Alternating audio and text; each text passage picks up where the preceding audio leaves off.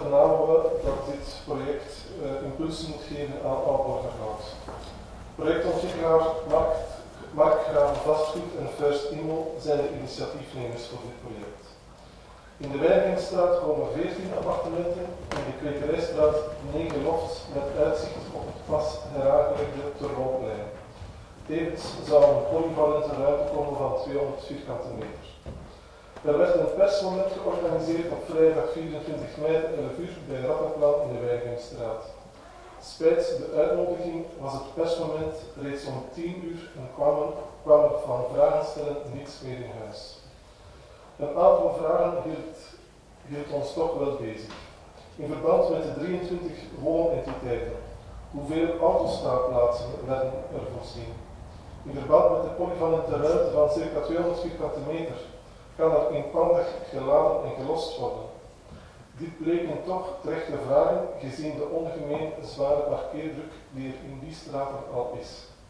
De onmogelijke zoektocht naar een parkeerplaats wordt nog verhoogd wanneer er activiteiten zijn bij Rattenplan en Tusker.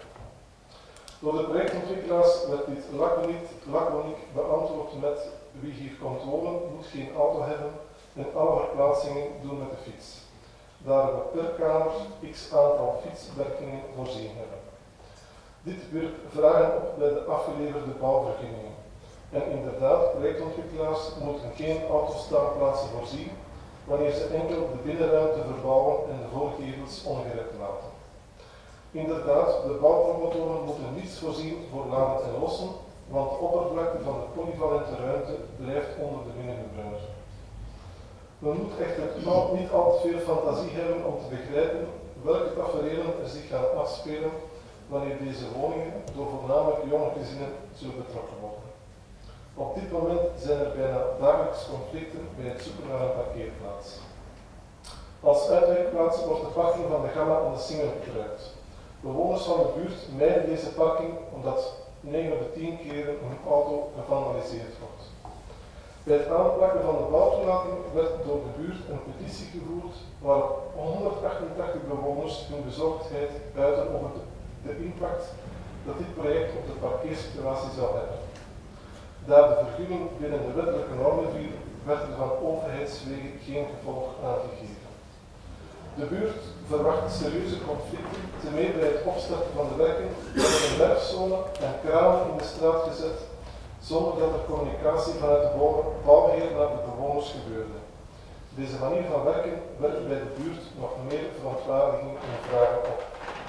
Daarom vragen we dringend aan het districtsbestuur dat de stad Antwerpen, indien er bouwvergunningen worden afgeleverd, het bevoegde district adviesbevoegdheid zou krijgen en op korte termijn opmerkingen kan maken. Dat er samen met de stad, Kappa en het district naar een werkzame oplossing wordt gezorgd om de parkeerdruk in deze straten te verzachten.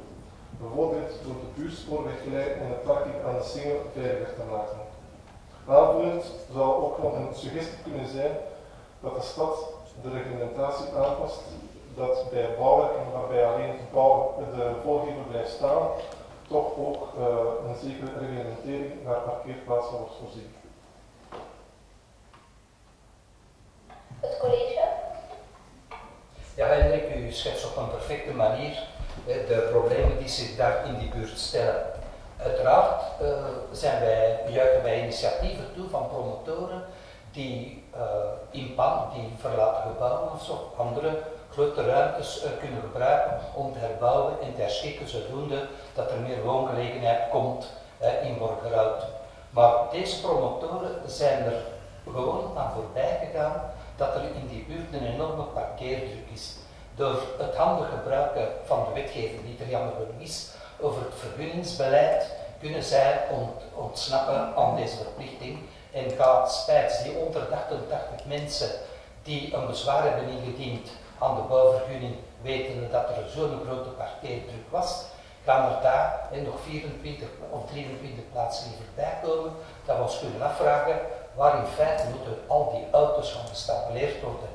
U haalt heel terecht aan, wanneer Rattenplan een activiteit doet, of in het Tusker is er een activiteit, dan is het hopeloos zoeken om toch maar 1 parkeerplaats te kunnen vinden. Daarom gaan wij werk maken in ieder geval van uw voorstel in die zin dat in het moment dat er vergunningen worden gegeven, dat het district minstens adviesrecht heeft en dat wij ook op een bepaalde korte termijn moeten antwoorden door het feit dat wij veel beter de situatie kunnen verplaatsen dan een ambtenaar die louter de wetgeving toepast op zijn bureau in een bel.